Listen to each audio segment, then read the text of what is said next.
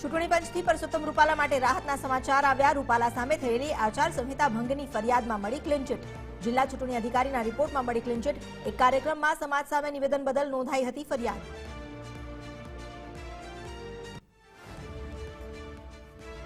ક્ષત્રિય મુદ્દે રૂપાલાનો વિવાદ વધુ વકર્યો. રૂપાલા વિવાદમાં પરેશ ધાનાણીએ કર્યા વાર. ધાનાણીએ કહ્યું, અહંકાર હંમેશા હારે છે.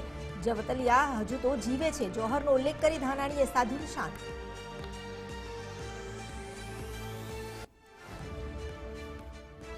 રૂપાલાના વિરોધ મામલે ક્ષત્રિય સમાજમાં તડા. આજની સંકલન સમિતિની બેઠકમાં પદ્મિની બાવાળાને આમંત્રણ નહીં. છેલ્લા એક સપ્તાહથી પદ્મિની બાવાળા કરી રહ્યા છે વિરોધ.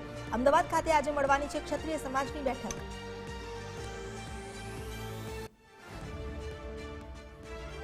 મે 2025 સુધીમાં પૂર્ણ થશે લોકરક્ષકની ભરતી. ભરતી બોર્ડના ચેરમેન હસમુખ પટેલનું નિવેદન. ઓગસ્ટ સપ્ટેમ્બર 2025માં પરીક્ષા થશે પૂર્ણ. નિબંધલક્ષી પ્રશ્નપત્ર હોવાથી સમય લાગી શકે.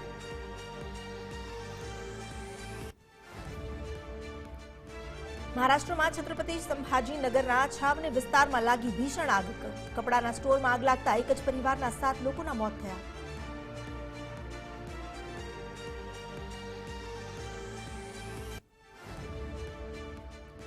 એએસઆઈની ટીમ સતત 13મા દિવસે ધાર ભુજ શાળામાં સર્વે અર્થે પહોંચી. સુપ્રીમ કોર્ટે વૈજ્ઞાનિક સર્વેક્ષણ પર પ્રતિબંધ મૂકવાનો કર્યો છે ઇનકાર.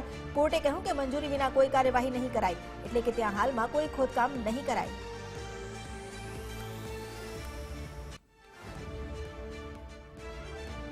પશ્ચિમ બંગાળમાં 4 નેતાઓને મળી વીઆઈપી સુરક્ષા. ટીએમસીથી ભાજપમાં આવેલા સાંસદ અર્જુનસિંહને મળી ઝેડ કેટેગરીની સુરક્ષા.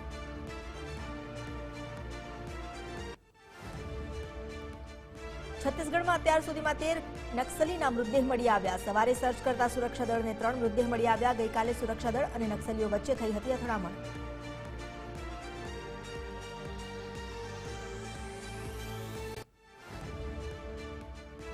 તુર્કીના ઇસ્તાંબુલમાં નાઇટ ક્લબમાં ભીષણ આગ. નાઇટ ક્લબમાં આગ લાગતા 29 લોકોના મોત. ઘટનામાં 8 ઇજાગ્રસ્તોને સારવાર માટે ખસેડાયા.